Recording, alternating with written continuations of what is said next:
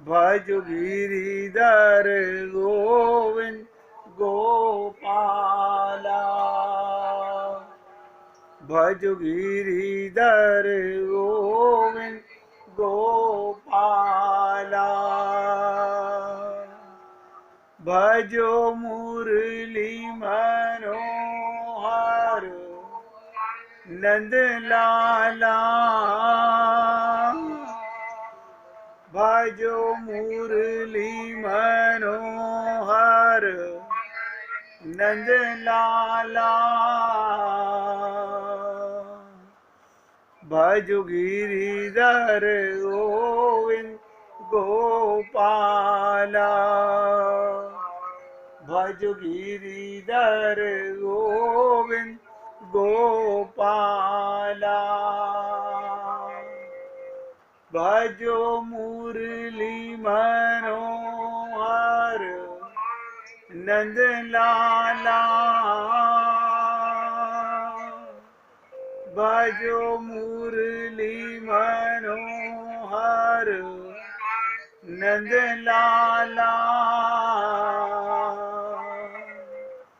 भजो गिरिधर गोविंद गोपाला। भजो गिरिधर गोविंद गोपाला। बोलिए वृंदावन बिहारी लाल की जय जय श्री राधे। जय जय श्री राधे। सभी भक्तों से निवेदन, बहुत एकाग्रचित होकर सत्संग के प्रत्येक शब्द को पूरी तरह हृदयंगम करने का पूरा प्रयत्न कीजिएगा। कल हमने निवेदन किया, जब भगवान की मुरली बजी तो अधिकारी गोपियां सबके चित्त को भगवान ने चुराया। इसी प्रकार जिनका अंतःकरण पूरी तरह शुद्ध हो चुका है, जिनके मन में केवल भगवान का ही चिंतन होता है, जिनका ध्यान केवल भगवान का होता है, वही गोपी है। उसे चिंतन में भगवान की मिलन की अनुभूति होने लगती है। यही भगवत प्राप्ति है।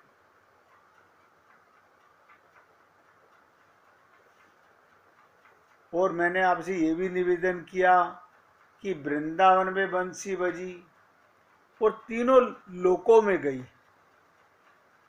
इसका मतलब जो जो आत्मा भगवान के प्रेम की अधिकारिणी थी, वो किसी भी लोक में थी, सबको सुनाई दी और सब भगवान की बांसुरी पर मन से भगवान के पास पहुँचे। ये जो भागवत में आप हम लोग सुनते हैं, ये तो बताने के लिए कि भगवान ने पहले चीरहरण में भी उनकी परीक्षा ली और अब फिर एक बार भगवान परीक्षा ले रहे हैं। पहले उनका स्वागत कर रहे हैं, अब पूछ रहे हैं कि तुम्हारा यहाँ आना किस कारण से आगमन हुआ है। अब ये आत्मा का प्रेम जब तक आपके मन में भगवत प्रेम की जिज्ञासा ही नहीं है, तो आपके मन में ये बातें आ ही नहीं सकती। आपका मन जब तक अपने को शरीर मानेगा और संसार में लगा रहेगा, तब तक भगवान की अंतःकरण में बजने वाली बांसुरी आपको नहीं सुनेगी। मैंने कल भी निवेदन किया था कि भगवान की बांसुरी अनहद बज रही है, बिना रुकावट के बज रही है, हर पल बज रही है, लेकिन हम अभी होश में नहीं हैं, हम जागे भी नहीं हैं। तो भगवान ने पूछा कि ब्रज में सब कुशल तो हैं, इस समय यहाँ आने का कारण क्या? देखिए कमाल की चीज है।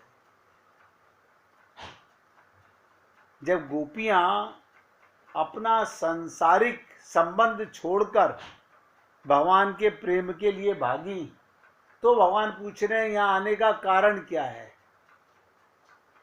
भगवान की ये बातें सुनकर गोपियां केवल मुस्कुरा दी, कुछ बोली नहीं। भगवान ने कहा कि देखूं तो सही कि क्या अभी भी अपने को स्त्रियां मानती हैं? क्या ये अभी भी शरीर में ही अपने को अनुभव करती हैं? तो कहा, हे सुंदरियों, रात्रि बड़ी घोर है, इस समय बहुत से भयानक जीव इधर उधर जंगल में घूमते हैं, इसलिए तुम लोग तुरंत ब्रज को लौट जाओ। रात्रि को आपका यहाँ पर रुकना ठीक नहीं है, क्योंकि तुम्हें घर में ना देखकर तुम्हारे माता पिता पुत्र भाई पति आदि तुम्हें ढूंढेंगे। तुम यहाँ ठहरकर अपने घर वालों को व्यर्थ घबराहट में ना डालो। यानी भगवान ने शरीर के संबंधों की फिर याद दिलाई। आप और हम लोगों को याद करना नहीं पड़ता, सारा दिन हम उन्हीं में तो रहते हैं, और नहीं भी रहते तो मन से लिप्त रहते हैं। ये भगवान की आखिरी परीक्षा थी कि इनके शरीरी के सांसारिक शरीर के संबंधियों की बात याद दिलाकर ये जानना चाहा, नोट करो, कि गोपियों के मन में अभी भी शरीर के रिश्तों के प्रति मोह या उनसे भय है या नहीं। मैंने कई बार आप लोगों से निवेदन किया कि मोह से बड़ा कोई रोग नहीं है, और 99.99% लोग इस मोह से ही ग्रसित होते हैं। कुछ और करने की जरूरत नहीं है।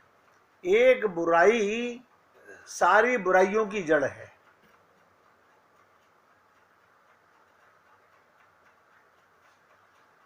कई बार आपको बताया गया कि रामचरितमानस बार बार कहती है कि मोह सकल व्याधिन कर मूला।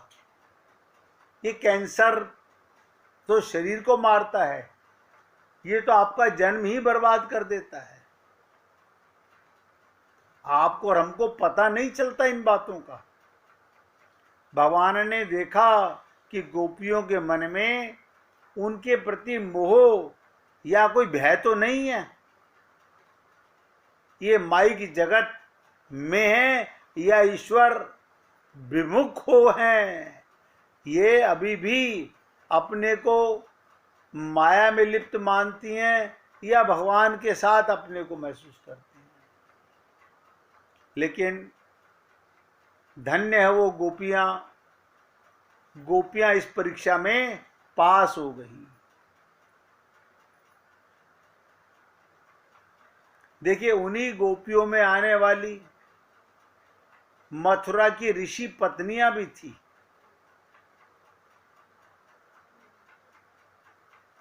इसी प्रसंग पर वो सब लौट गई,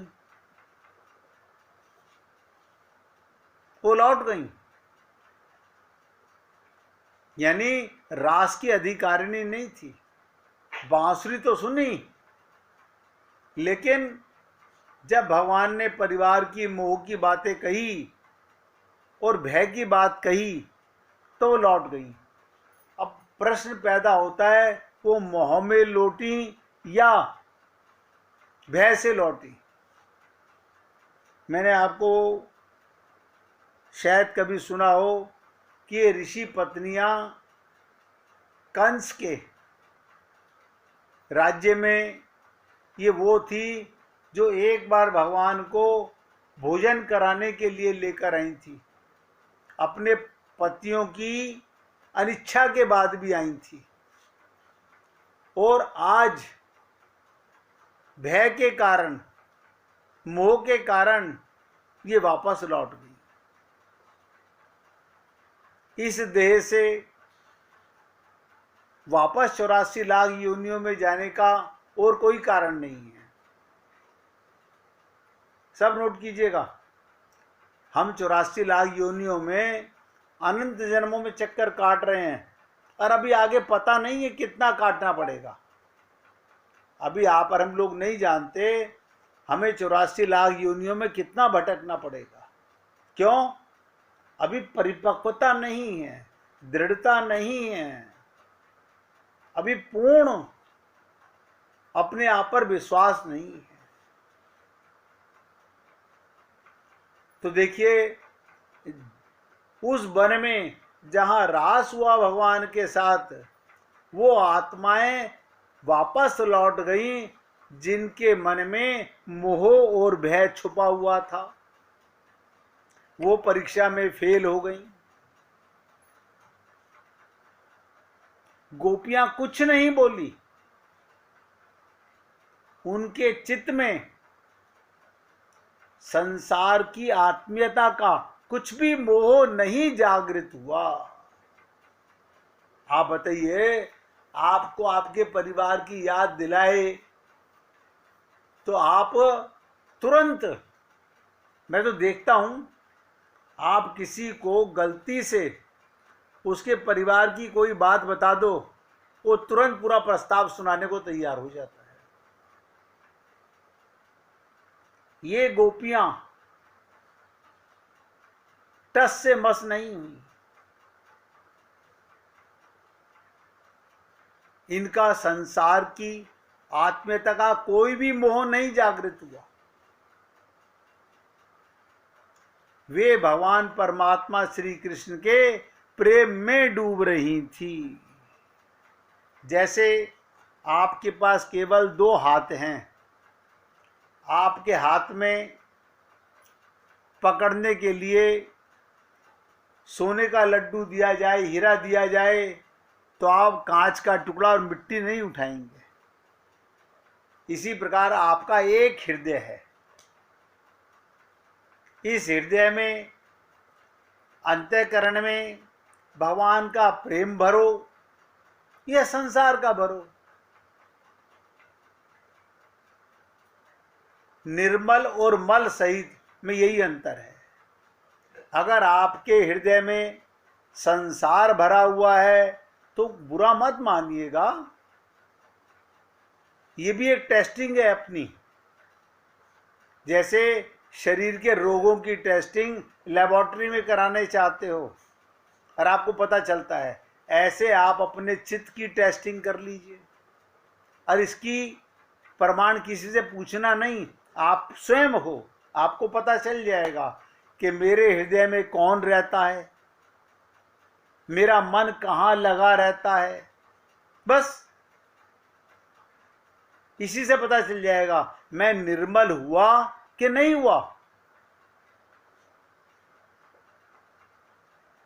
क्या मैं अभी भी मोह, ममता, मोह, आसक्ति से ग्रसित तो नहीं हूं? कहीं माया का मल, जहां मेरा प्रीतम परमात्मा विराजमान है, अभी भी वहां तो नहीं बैठा हुआ है? बाहर परिवार मिला था, उनकी बाहर सेवा करनी है। ये शरीर उन्हीं की सेवा के लिए मिला है। विवेक जो सत्संग में जागता है वो भगवान के प्रेम के लिए मिला हुआ है। अब आप लोग समझ गए होंगे कि हम कितने अधिकारी हैं और कितने अधिकारी नहीं हैं। मैं एक ही बात बोलता हूं, प्रत्येक मनुष्य भगवत प्राप्ति का अधिकारी है। और ये ना कहें इस जन्म में कलयुग में, अरे बाबा कलयुग में लाखों जीव भगवत प्राप्ति कर चुके हैं, और आने वाले इसी कलयुग में करोड़ों प्राप्त भी करेंगे। ये देखो उनमें से मैं हूं कि नहीं हूं, अभी आपके ऊपर है। अभी आप और हम लोगों को शांति और अशांति का अंतर का पता नहीं है। देखिए, एक बार एक पैसे वाला व्यक्ति, धनाढ्य व्यक्ति किसी सदगुरु के पास गया। वहां जाकर कहा, गुरुदेव मैं बहुत अशांत हूं, मैं अग्नि में जल रहा हूं। ये धनपति की बात बता रहा हूं, पैसे वालों की। इतना समझ लेना भी कम जागृति नहीं है। उसने वहां जाकर कहा, गुरुदेव मैं अशांत हूं, मैं अग्नि में जल रहा हूं, मुझे शांति चाहिए। गुरु ने पूछा, क्या इतना धन, इतना वैभव, इतना शक्ति सामर्थ्य होने पर भी तुम्हें शांति नहीं मिली? बड़ा कठिन है सत्य बोलना। उस धनपति ने कहा, नहीं मिली महाराज, मैंने भली भांति अनुभव कर लिया। क्या? धन में शांति नहीं है। धन में क्या है फिर? सुख सुविधाएं हैं बस। और कौन सा सुख और कौन सी सुविधा है? जो शरीर के साथ हैं, शरीर मरा, सारा सुख समाप्त, सारी सुविधा समाप्त। ये परमानेंट नहीं है। तो गुरुदेव ने कहा, जाओ जाओ और अपना सर्वस्व लुटा दो। अब देखो, यहां सुनकर के हर आदमी पता चल जाता है वो शांति पाना भी चाहता है या नहीं चाहता है। जिनसे वो छीना गया है, फिर मेरे पास आना, लुटा दो। अब आप लोग कहोगे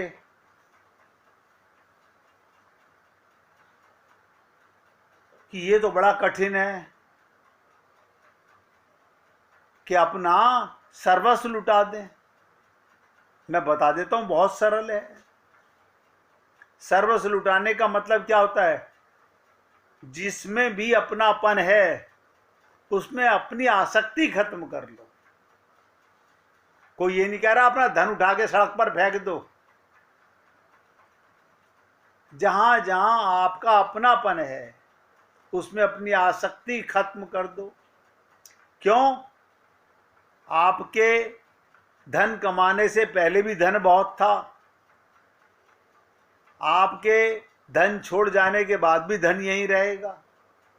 आप जो कमाते हो वो क्या खेती करके निकालते हो?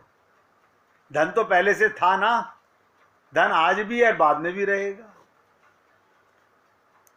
इसका एक बहुत सरल तरीका बता रहा हूं। तो क्या ये सुख सुविधा मेरे प्रभु ने मेरे शरीर के प्रारब्ध के अनुसार दिए हैं। ये प्रभु की कृपा मान करके, ये भगवान का है, ऐसा अगर मान लो तो धन से अशांति नहीं आएगी, अपनापन नहीं होगा। भगवान के चौकीदार बन जाओ, कोई कठिन नहीं है।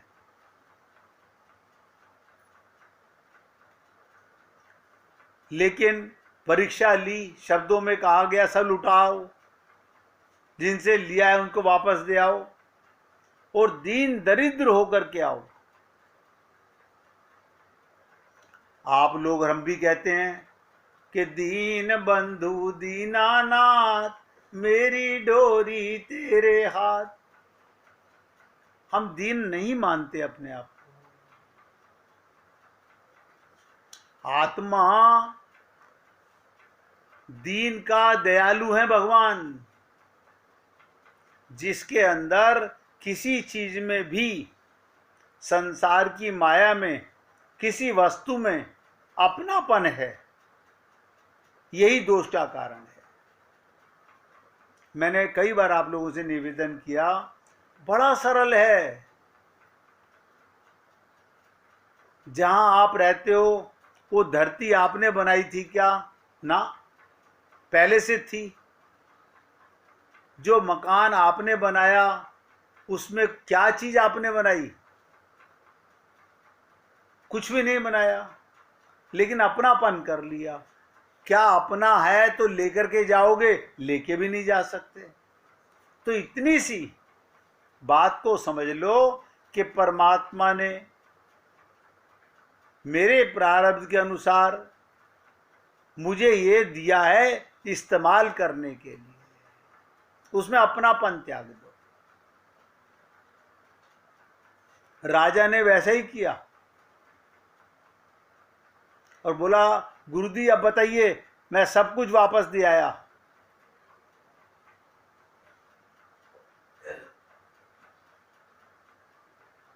बड़ा अद्भुत सदगुरु था।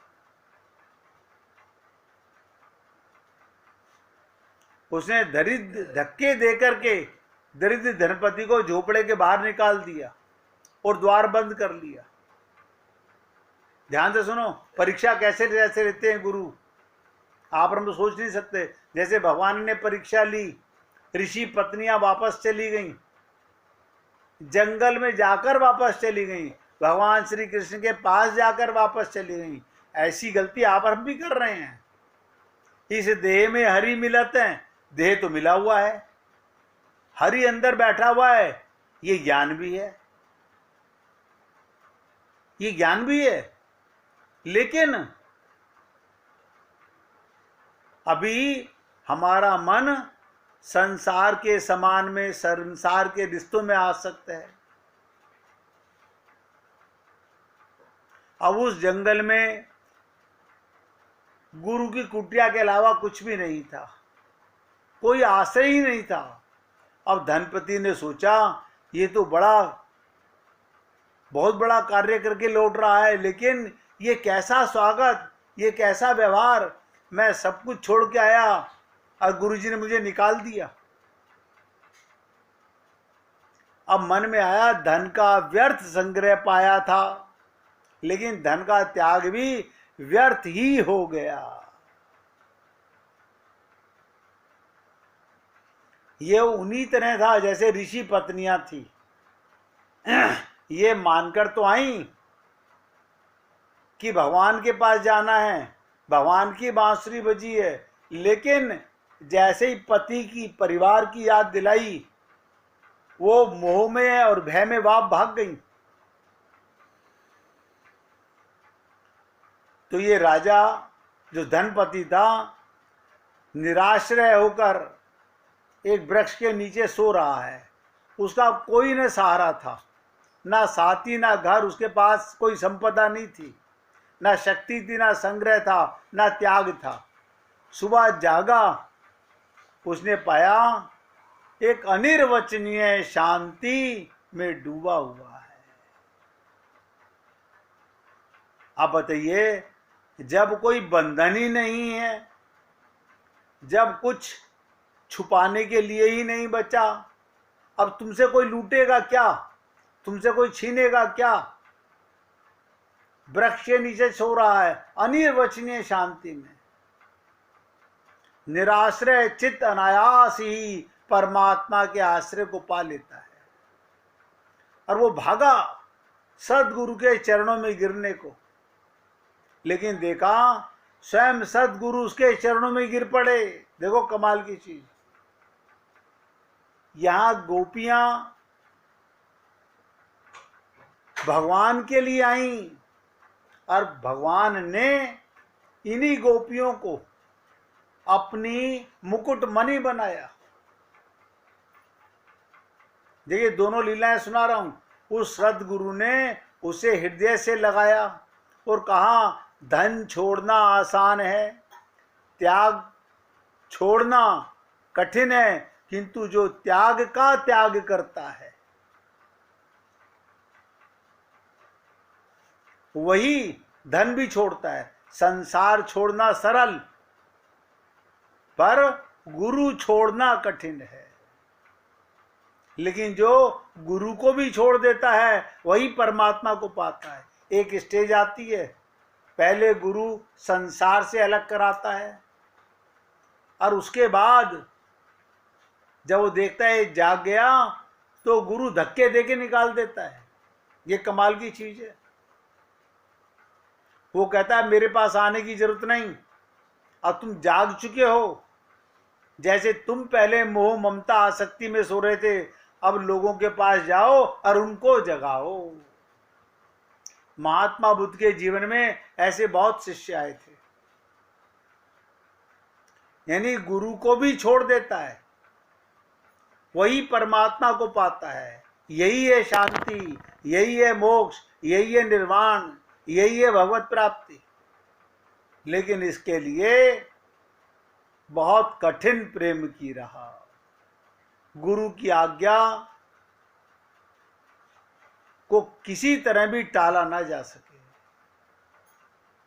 ये गुरु की अंतिम परीक्षा होती है।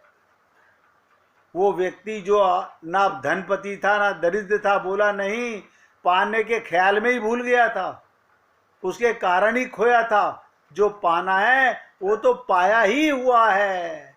पाने की दौड़ में यही नित्य प्राप्त खो गया। शांति भी अब मुझे नहीं चाहिए, परमात्मा भी नहीं चाहिए, मैं ही अब नहीं, और मैं वही शांति, वही परमात्मा, वही मोक्ष है। इसे कहते हैं होश में आना।